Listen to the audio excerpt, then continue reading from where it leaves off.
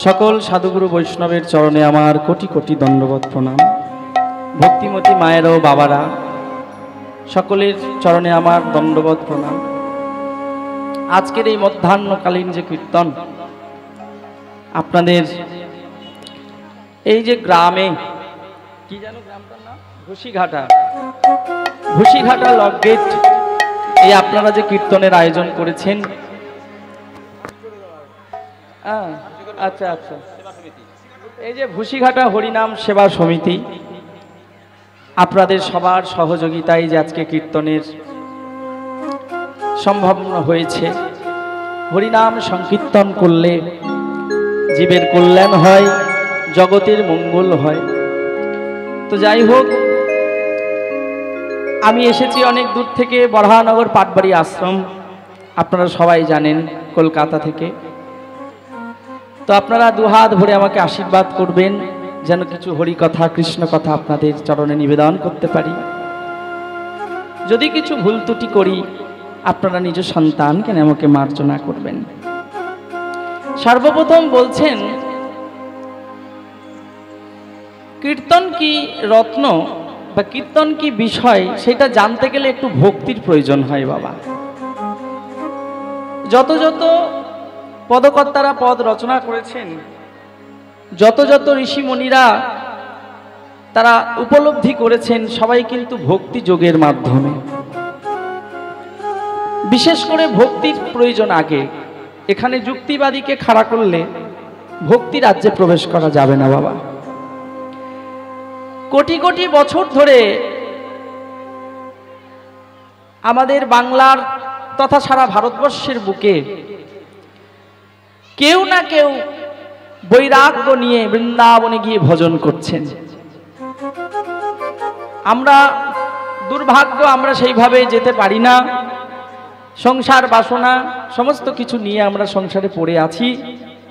এই সংসারে থেকে যতটুকু ডাকা যায় সেইটুকুই আমরা করছি। কিন্তু আমাদের যারা মুকুটমণি গোস্বামী বর্গ, তারা সংসার পরিজন পরিত্যাগ করে আমাদের কল্যাণের জন্য, ভুবন মঙ্গলের জন্য তারা সাধনা করছেন, সেই ভক্তি রাজ্যে প্রবেশ করে। তো যাই হোক, আমাকে আপনারা আশীর্বাদ করবেন যেন কিছু কৃষ্ণ কথা বলি। আজকের যে বিষয়, গোপী গোষ্ঠ। এতক্ষণ আপনারা শুনেছেন কমন গোষ্ঠ, ভগবান শ্রীকৃষ্ণ গোষ্ঠে গিয়েছেন। এবার আমরা শুনবো রাধা রানী কিভাবে গোষ্ঠে যায়। আপনারা সবাই জানেন যে ভগবান শ্রীকৃষ্ণ একমাত্র ধেনুবস্ত্রগণকে নিয়ে গোষ্ঠে গিয়েছিলেন, কিন্তু আজকে আমরা শুনবো রাধা রানী কেমন ভাবে গোষ্ঠে গমন করছেন। রাজনন্দিনী রাধা রানী, যিনি রাজার মেয়ে, তিনি আজকে রাখাল হচ্ছেন, সেই বিষয়টা আমরা শুনবো। কিন্তু তার আগে চৈতন্য লীলায় মহাপ্রভু কি করছেন একটু শুনে নিন। আর আজকের আপনাদের যে কীর্তন শুনছেন, আপনারা আজকের দিনটা কিন্তু খুব সুন্দর দিন। কজনে জানে আমি জানি না। আজকে যে কীর্তন শুনছেন, আজকের দিনটা কীর্তন শুনলে আপনাদের অনেক অনেক পূর্ণতা লাভ হবে। আজকের দিনটা, আজকে কি দিন আপনারা জানেন না হয়তো অনেকে, আবার অনেকে জানেন। আজকে হচ্ছে অদ্বৈত সপ্তমী। যে চৈতন্য মহাপ্রভুকে এনেছিলেন, যে প্রেমের ঠাকুরকে যিনি এনেছিলেন, সেই প্রভুর আজকের তিথি। তুলসী পত্র ভাসিয়ে ভাসিয়ে আমাদের মতন দিনহীনকে কৃপা করানোর জন্যে, প্রভু তুমি নেমে এসো, তুমি নেমে এসো বলে যিনি শান্তিপুরের মাটিতে গঙ্গার তীরে কেঁদে কেঁদে বলেছিল, প্রভু এই কলিকালের এমন দুর্দশা চোখে দেখা যায় না, তাই তুমি যদি না আসো জীবের কল্যাণ হবে না। তাই সেই ঠাকুর তিনি কৃপা করে আমাদের জন্য প্রভুকে এনেছিলেন। হ্যাঁ, তাই মহাপ্রভুর ভাবটা কেমন, পুরাবের ভাবকে স্মরণ করে প্রেমে গড় গড়। তা প্রভু আজকে কেমন ভাবে ভাব প্রদর্শন করছে না, বলছে কি যে গৌরাঙ্গ সুন্দর রসে গড় গড় বঙ্কিম নয়নে চায়। পুরাবের ভাবে বিভাবিত হয়েছেন প্রভু। রাধা ভাবকান্তি তিনি অর্জন করছেন, গ্রহণ করছেন, কিন্তু তার লীলাটা হচ্ছে গোষ্ঠ। কেমন ভাবে? বঙ্কিম নয়নে চাই। মেয়েরা যারা বামা নায়িকা, যারা মেয়েরা, তাদের একটু দেখবেন চলন বলন একটু অন্য রকম হয় সাধারণ মানুষের থেকে। তা সেইটা মহাপ্রভু আমাদেরকে বোঝাচ্ছেন। কি বলছেন না, মহাপ্রভু কেমন বলছেন না, বঙ্কিম নয়নে চায়। আজি বঙ্কিম নয়নে চাইছেন মহাপ্রভু। কেমন ভাবে চাইছে জানো?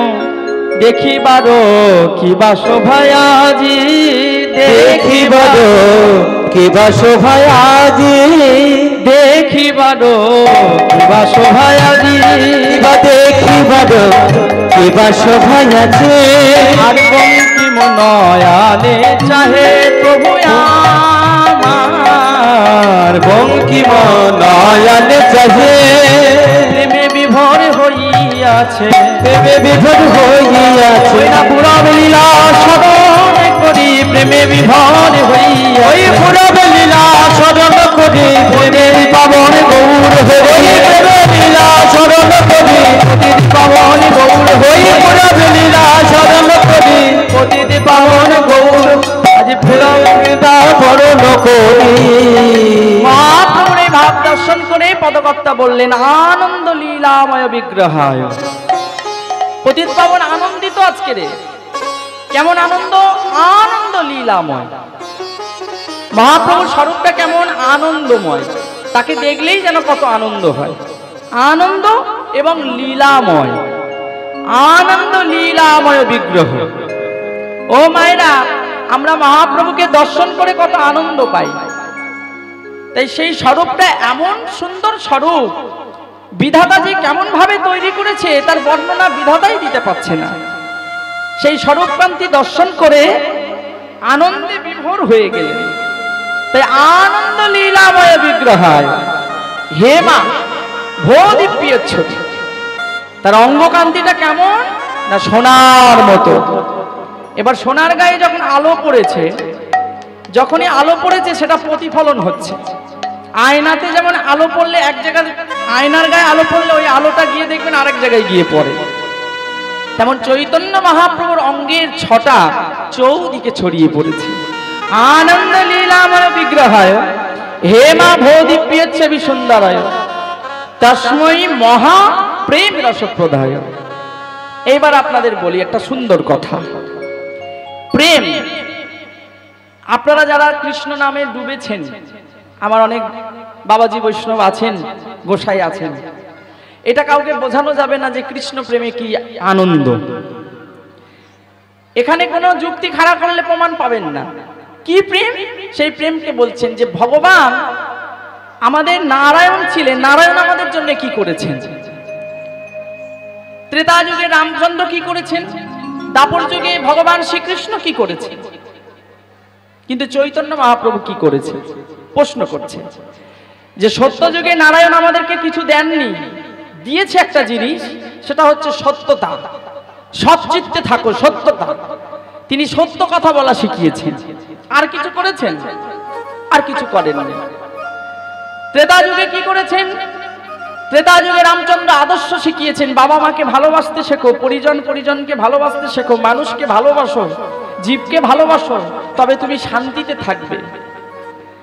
যার যত ভোগ বাসনা সে তত দুঃখী। ভালো করে মন দিয়ে শুনবেন মায়েরা, আমরা দুঃখ তখনই পাই আমাদের চাহিদা যখন বেশি হয়। যাদের চাহিদা নেই তাদের কোনো দুঃখ নেই। একজন বৃন্দাবনে এক বাবাজি, তিনি এক সপ্তাহে একবার বার হয় মাদুপুরি করতে। আর আমরা দেখবেন বাবা নিত্য প্রত্যেকদিন রোজগার করে আনছি, তবু যেন সংসারে কুলাতে পারছি না। একজন বাবাজি বংশী বটের তলে বসে বসে ভজন করে, সপ্তাহে একদিন ভজন করতে। এক বাবাজি বলছে, বাবাজি আপনি সপ্তাহে একদিন করে মাদুপুরি করতে বেড়ে হন, তা আপনার শরীর খারাপ করবে তো, খেতে হবে তো। তা বলছে আমার সময় কোথায়? বলছে সময় মানে? বলছে আমার নাম করারই সময় পাচ্ছি না, আমি মাদুপুরি করে খাবো, সেই খাওয়ার সময়টাই আমি পাচ্ছি না। দেখুন বাবা, আমরা সব কাজ ফেলে রেখে আগে খাবো কখন সেই চিন্তা, আর একটা বাবাজির চিন্তা, বলছে নাম করারই সময় পাচ্ছি না, খাবো কখন।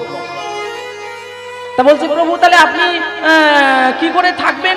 বলছে আমি খাই বটে, কিন্তু একটা প্রহর আমি মানে একটা সময় বের করে নিয়েছি, সেই সময়টাই আমি খাই। কোন সময় না, সপ্তাহে আমি একদিন মাদুকুরি করতে বেরোই, 7খানা রুটি মাদুকুরি করে আনি।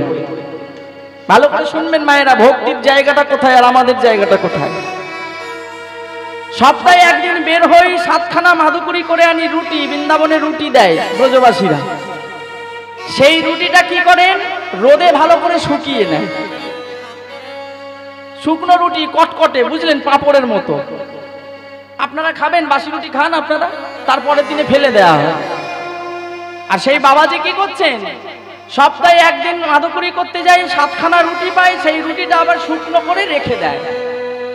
তা বলে, প্রভুজি আপনি শুকনো রুটি কি করে খাবেন? হ্যাঁ, এ কি, আপনি খাবেন কি করে? বলে, আমি খাই তো। বলে, কেমন করে খান? বলে, ওই যে আমি একটা টাইম যখন শৌচ করি, স্নান করি, তখন ওই রুটিটা জলে ভিজিয়ে একটা করে প্রত্যেকদিন গ্রহণ করি। তাহলে যে বাবাজি বৈষ্ণব সর্ব ত্যাগ করে আমাদের কল্যাণের জন্য পড়ে আছে, তাদের ভজন আর আমাদের ভজন। এখন মিডিয়ার মাধ্যমে আমরা শুনতে পাই কত বৈষ্ণব নিন্দা, কত সাধুর নিন্দা।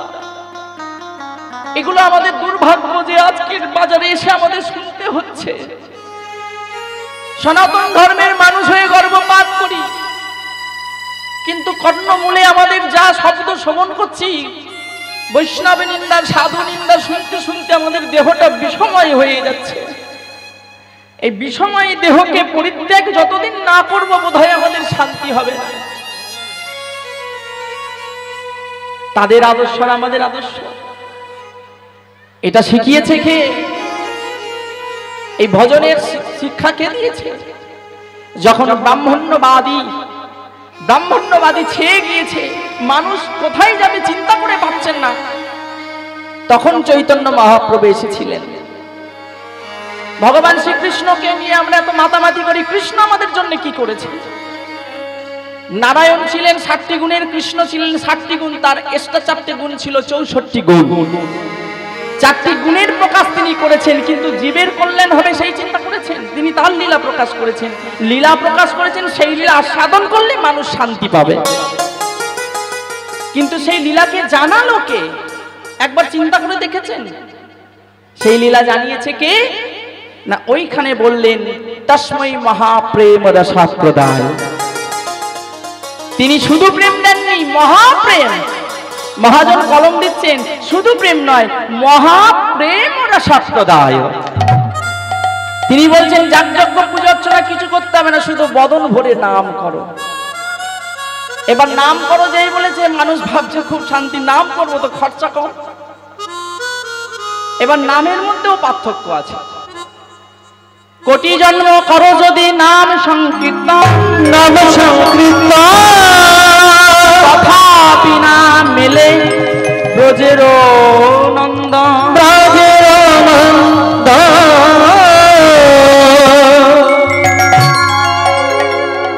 হরিনাম লক্ষ জন্ম ধরে হরিনাম করলে আপনি হরিনামে মুক্তি পাবেন না। বাংলা তথা সারা ভারতবর্ষের ঘরে ঘরে হরিনাম হচ্ছে, কজনে উদ্ধার হচ্ছে? আমি এখানে হরিনাম করতে এসেছি, গুনে গুনে 25,000 টাকা নেব তোমার বাড়ি যাবে। আমি অর্থের জন্য টাকা রোজগার করছি বটে, কিন্তু কীর্তনিয়ার আচরণ ভালো নয়, কিছু মনে করবেন না বাবা। ওই জন্য দেখবেন পণ্ডিত মানুষ যারা কীর্তনিয়ার কীর্তন শোনে না। কীর্তন করছি ব্যবসা বটে, কিন্তু কীর্তনিয়ার একটু চেতনা থাকা দরকার, আচার আচরণটা ঠিক করা দরকার। যার মুখে কীর্তন শুনে জীবের কল্যাণ হবে। যে কীর্তন করছে তার চরিত্রই তো ভালো নয়, সে কীর্তনিয়া হয়ে আবার বড় বড় কথা শোনাচ্ছে। চরিত্রকে আগে ঠিক করতে হবে, চরিত্র গঠন করতে হবে। সর্বভোগী হয়ে ভোগের বাসনার কথা শোনাচ্ছ, কাদের কাছে শোনাচ্ছ? ত্যাগীদের কাছে। যার চরিত্র ভালো সেই তবে চরিত্রবান লোককে তৈরি করতে পারে। কীর্তনিয়াদেরকে আমরা দেবতার আসন দিয়েছি, কীর্তনিয়াকে সম্মান করছি। ওই জন্য মহাজন বলছে, ঘরে ঘরে কীর্তনিয়া জন্মাবে, নাচিয়া গাইয়া সব নরকেতে যাবে। কীর্তন শুনে কোনো লাভ হবে না, কীর্তন দিলেও কোনো লাভ হবে না, এগুলো সব লোক দেখানো। তাহলে তাহলে কি হবে? আমরা যা করছি সব ভুল? বলছে না, তাতেও কৃপা আছে। কেন? নাম তো, নামেও কৃপা হয়। ঘষিতে ঘষিতে ঘষিতে যদি কিঞ্চিত পাওয়া যায়, তাতেও লাভ হবে। ওই জন্য নাম করতে হবে। ওই জন্য আগেকার মহাজন যারা বড় বড় কীর্তনিয়ার ছিলেন, আপনারা জানেন তাদের সদাচার, তারা ভজন করছেন, প্রসাদ ভগবানকে নিবেদন করে প্রসাদ খেতেন, তবে তো তার বাক্য শুদ্ধ। সেই কথা শুনলে হৃদয়ে ধাক্কা মারবে, তবেই তো ভজন। সেইটাই মহাপ্রভু শিখিয়েছেন যে এইভাবে যদি নাম করা যায় তবে তোমরা মুক্তি পাবে। হরি নামে যে হরি নামবে, কিভাবে নামবে যদি জায়গাটা ঠিক না থাকে? আপনারা খারাপ জায়গায় যাবেন, ভালো জায়গায় তো যাবেন। সেইটাই মহাপ্রভু শিখিয়েছে। তাই কি বলছেন, রসে গর গর মহাপ্রভু আমার বঙ্কিম নয়নে চাই, আর যিনি কবি বর গমন মন্থর আমার হৃদয় দুলিয়া যা। আমার যিনি কবি বর রসে ধর ধর গমন মন্থর যারা।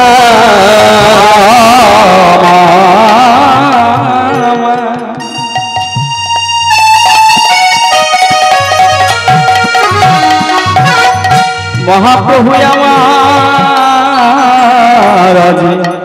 যিনি কবি বড় গমন মন্থর আমার হৃদয় দুলাইয়া যা। আমার যিনি কবি বড় রস ধর ধর গমন মন্থর যা।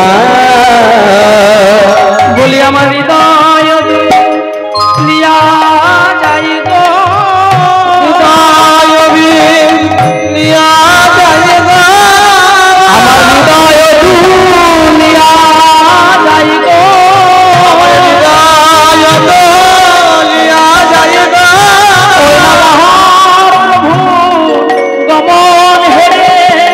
আমার হৃদয় দুলিয়া যায় গো। প্রভু গমন হেরে হৃদয় দুলিয়া যায় গো। চিকুরো চাচর চূড়ার কালনি তাহাতে চাপার কলি। আমার চিকুরো চাচর চূড়ার কালনি তাহাতে যাবের আজি চিকুরো চাচর চূড়ার কালনি তাহাতে চাপার কলি। আমার চিচুর চাচুর চূড়ার কালনি তাহাতে চারণ হলি। ও মায়েরা, ভগবানের কেমন দেখতে জানেন? চিকুর চাচর কেশ। মহাপ্রভুর ছোটবেলায় খুব সুন্দর মাথায় চুল ছিল, কুচকুচে কালো চুল। আর কি করতেন জানেন? দেখুন ঝোটন বেঁধে রেখেছে। এই চিত্রপটটা দেখলেই আপনারা বুঝতে পারবেন। দেখুন মহাপ্রভুর একটা মাথায় কি সুন্দর ঝোটন। সেই ঝুটির মধ্যে আবার কি করেছে জানেন? চাপা ফুল সেখানে দিয়েছে। সুন্দর চাপা ফুলটা দেখতে, আর ওই চূড়ার মধ্যে চাপা ফুলটা যেন আলোকিত করছে, ভুবন মঙ্গল করছে। তাই কি বলছে? চিকুরো চাচর চূড়ার কালনি তাহাতে চাপার কলি। আর চিচুর চাচুর চূড়ার কালনি তাহাতে চাপার কালনি। বলি চূড়ার সৌরভে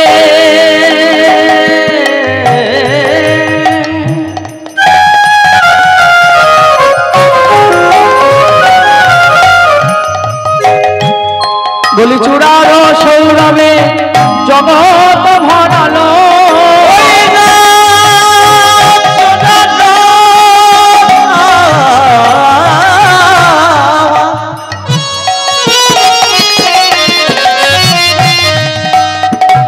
ওই জগৎ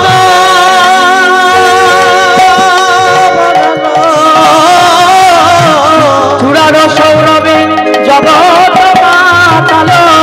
ঝাঁকে ঝাঁকে উড়ে অলিল, ঝাঁকে ঝাঁকে উড়ে অলি।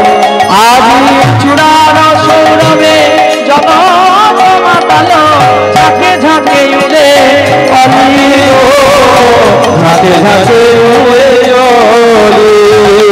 বলি তারা গুনে গুনে করে গান করিছে,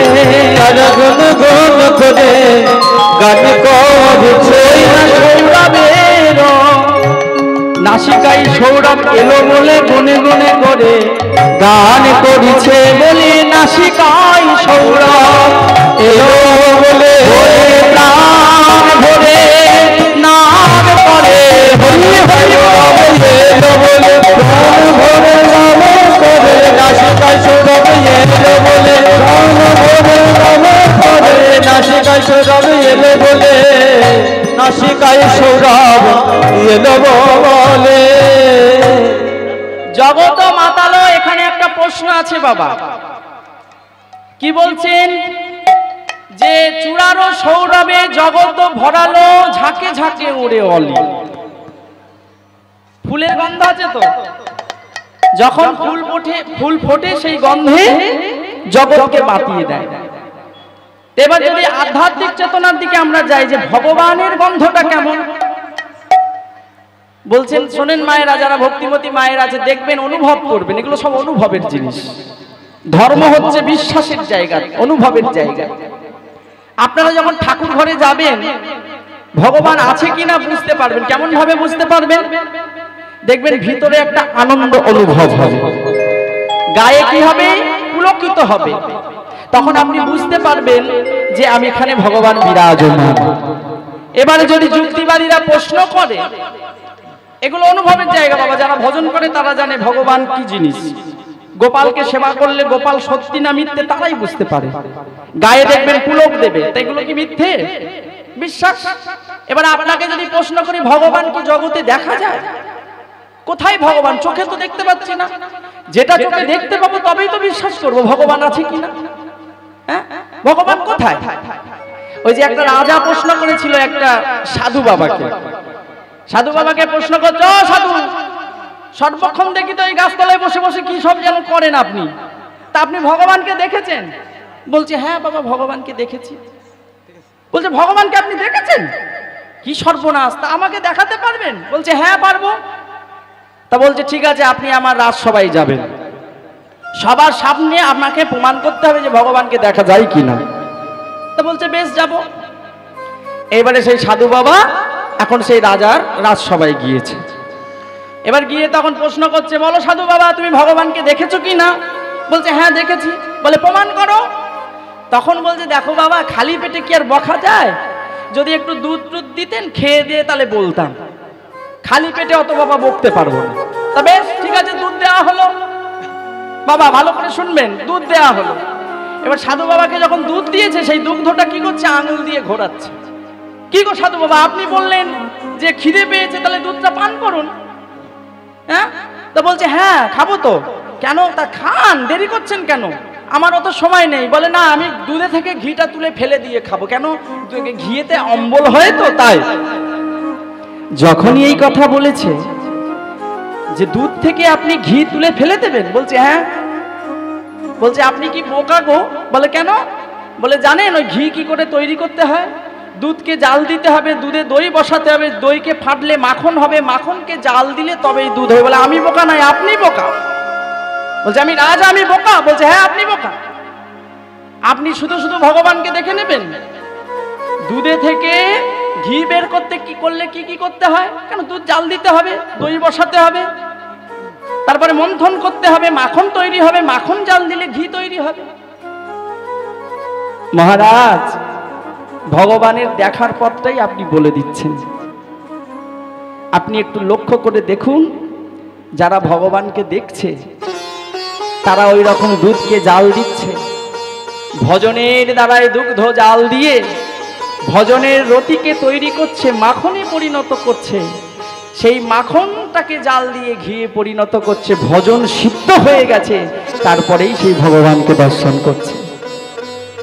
যেমন দুধ থেকে ঘি বের করতে গেলে এমন কিছু করতে, জাল দিতে হয়, দই বসাতে হয়, মন্থন করতে হয়, তেমন বিশ্ব ব্রহ্মাণ্ডে ভগবান আছে, আপনি শুধু শুধু দেখতে পাবেন? আপনাকে যাজন করতে হবে, তবেই আপনি ভগবানকে দেখতে পাবেন। যারা যাজন করে তারা ভগবানকে দেখতে পায়। এবার আপনি যদি মনে করেন যে বাবা মাকে সেবা করলেই ভগবানকে পাওয়া হবে, এটা তো বাহ্যিক কথা। এই নশ্বর দেহকে ছেড়ে চলে যেতে হবে। এই নশ্বর দেহকে ছেড়ে চলে যেতে হবে। যে বিশ্বব্রহ্মাণ্ডের আলো দেখেছেন তিনি হচ্ছেন বাবা মা প্রণম্য পূজনীয়, কিন্তু ঈশ্বরের সঙ্গে তার সম্বন্ধ নয়। বাবা মাকে সেবা করতে হবে, এটাই আমাদের আদর্শ। রামচন্দ্র শিখিয়েছে যে যিনি আমাকে বিশ্বব্রহ্মাণ্ডের আলো দেখিয়েছে তিনি আমার কাছে পূর্ণ ভগবান, কিন্তু আত্মাকে স্মরণ করতে হবে। শঙ্করাচার্য বলছে না, আত্মানে পরমাত্মা, পরমাত্মানে আত্মা, আত্মা সম্ভবা। আমরা যখন দেহ ত্যাগ করি এই আত্মা পঞ্চভূতের সঙ্গে মিলন হয়ে যায়, মিলে যায়। তাহলে আত্মার সেবা করছি আমরা। তাহলে আত্মার সেবা করতে গেলে কি করতে হবে? ভজন করতে হবে। ভজন করতে করতে একদিন ভগবানকে আমরা দেখতে পাবো। এখন পদাবলী শেষ হয়ে গেছে বাবা, কিছু মনে করবেন না, আমি দুটো কথা হয়তো বলে ফেলছি আপনাদের কাছে। আপনারা আগেকার দিনে পদাবলী শুনেছেন, এখনকারের পদাবলী অন্যরকম হয়ে গেছে। হিন্দি বাংলা সিনেমায় পদাবলী সাহিত্য রচনা হচ্ছে। তা ভগবান লীলা কথা শুনে মানুষের মঙ্গল কি করে হবে? এমন কীর্তনে নাচ গান করছেন, এমন কীর্তনে মানে রসভঙ্গ করছে যে মানুষের কিছু কিছু মানুষের খুব আনন্দ হচ্ছে, আর কিছু কিছু মানুষ চোখের জল ফেলছে। এই লাভ তো হবে না। তাই মহাপ্রভু যখন গমন করছেন তার হৃদয়খানা দুলিয়ে যাচ্ছে। কার হৃদয়? যারা ভজনানন্দী ভজন করছেন, মহাপ্রভুকে দেখে তাদের হৃদয়খানা দুলিয়ে যাচ্ছে কৃষ্ণ প্রেমে। তার চূড়ার টালুনি এমন সৌরভের গন্ধ চৌদিকে ছড়িয়ে পড়ছে, ঝাঁকে ঝাঁকে অলি এসে যেন তাদের আনন্দ উপভোগ করছে। অলি কারা? মহাপ্রভু যদি পদ্মফুল হয় তাহলে পদ্মফুলের ভ্রমর যেমন ঘুরে ঘুরে বেড়ায়, তাহলে মহাপ্রভু যদি পদ্মফুল হয়, ভ্রমর কারা? এই আপনাদের মতন ভক্ত ভ্রমর, আপনাই ভ্রমর। আপনারা যদি ভ্রমর না হতেন, এই লীলা তো আপনারা কত শুনছেন, ইউটিউবের মাধ্যমে তো প্রত্যেক দিনই ঘরে বসেই শোনা যায়। তাহলে এখানে এসছেন কেন? এখানে এসছেন কেন এসছেন? এখানে গেলে সেই রসের আস্বাদনটা ভালো পাওয়া যাবে। ঘরে আপনারা সেই মধু পাবেন, কিন্তু তাতে চিনি মেশানো, আর এখানে আসলে পিওর মধুটা পেয়ে যাবেন। তার জন্য এখানে আসা। আর এখানে আসলে শুধু মধু পাবেন না, মধুর সঙ্গে একটা কাঁচের বয়েম পাবেন। সেই কাঁচের বয়েমটা কি আপনারা কেউ জানেন না। এই আপনাদের মাঝে হয়তো কোনো ভাগ্যবান, কোনো দেবগণ হয়তো এসে বসে আছে, তাতে যদি একটু পরশে লাগে, ওই যে একটা বন্দনা কীর্তনে আছে না, পরশ মনির সনে কি দিব তুলনা, পরশ পাহিলে সোনা লোহা হয় সোনা, আমার পরশমণি রাধারমণ। সেই পরশমণির স্পর্শ যদি একবার পাই, ভিতরের মলিনতা দূর হয়ে যাবে, ভক্তি রাজ্যে প্রবেশ করবে, অনায়াসে প্রাণ ভরে ভিতর থেকে বলে উঠবে, কাউকে দেখে আর মনে হবে না, দুঃখ হিংসা সব ভুলে গিয়ে এক আসনে বসে সবাই প্রেমানন্দে হরি বল হরি বল হরি বল হরি বল। সেই মহাপ্রভু আজকে বলছেন প্রেমানন্দে হরি বলবেন। তাই কি বলছে? চিকুর চালুনি তার সম্ভবতা লক্ষ্য করছেন। আর কি বলছেন না, মহাপ্রভুর এই ভাব দর্শন করছেন। যখন এই কথা বললেন, কি বললেন? সুরধ্বনির তীরে তার সরব দেখিয়া রাখালিয়া বেশে দাঁড়াইল তাহা দেখিয়া পরানো চূড়া। রাখালিয়া বেশে দাঁড়াইল তাহা দেখিয়া পরানো চূড়া। আজি রাখালিয়া বেশে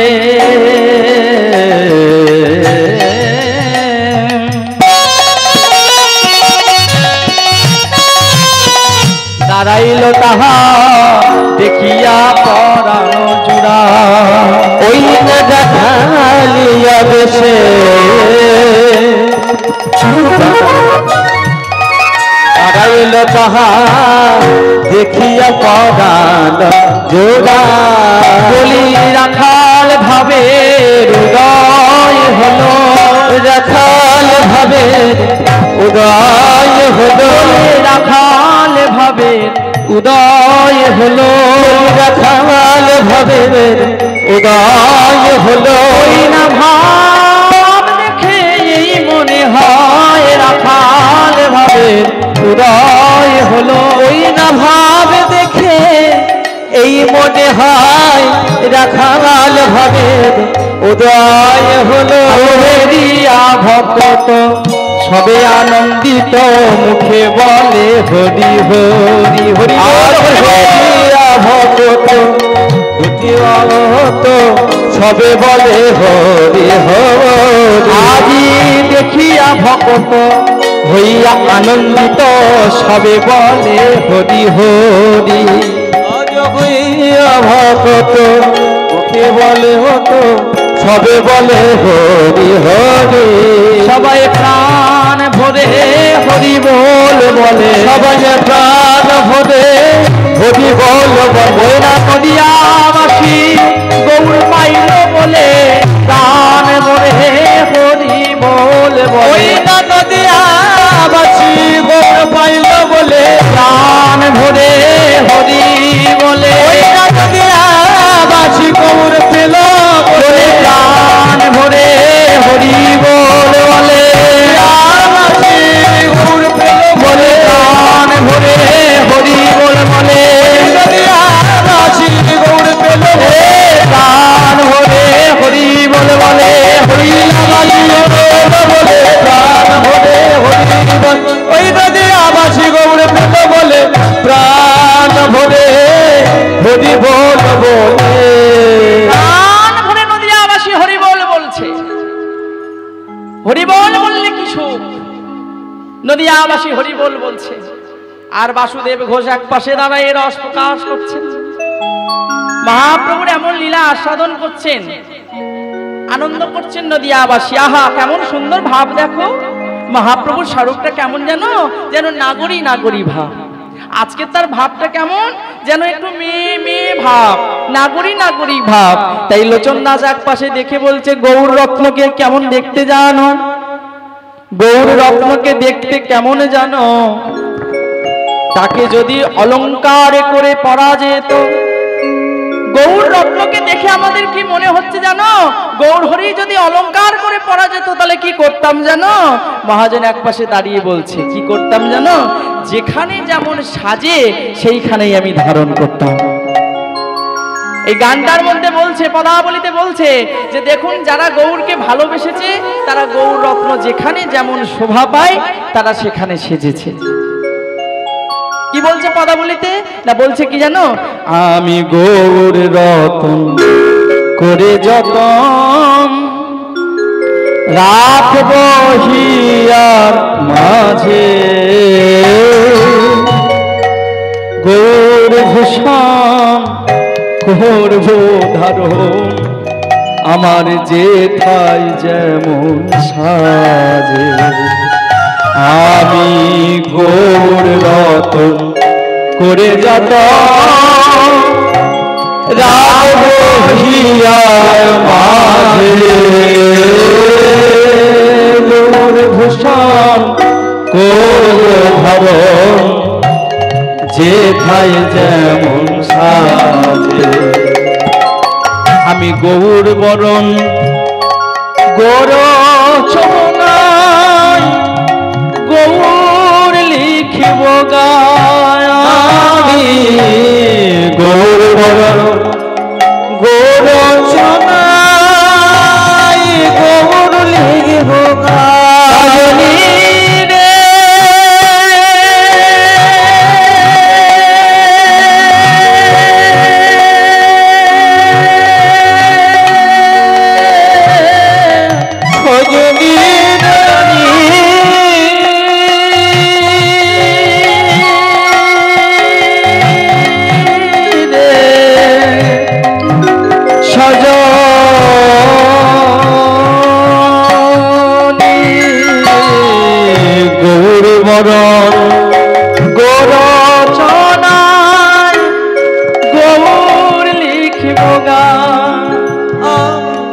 বলি সেদিন আমি চলে যাব, বলে সেদিন আমি চলে যাব। গৌর তো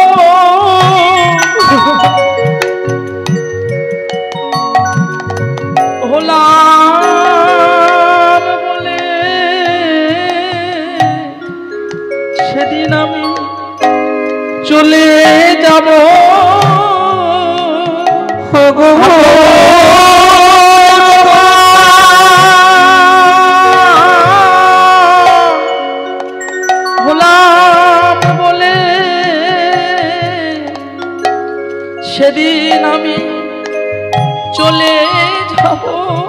গৌর তোমার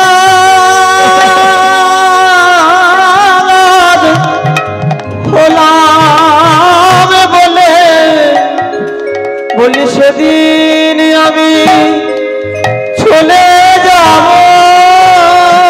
সেদিন কারো বাধা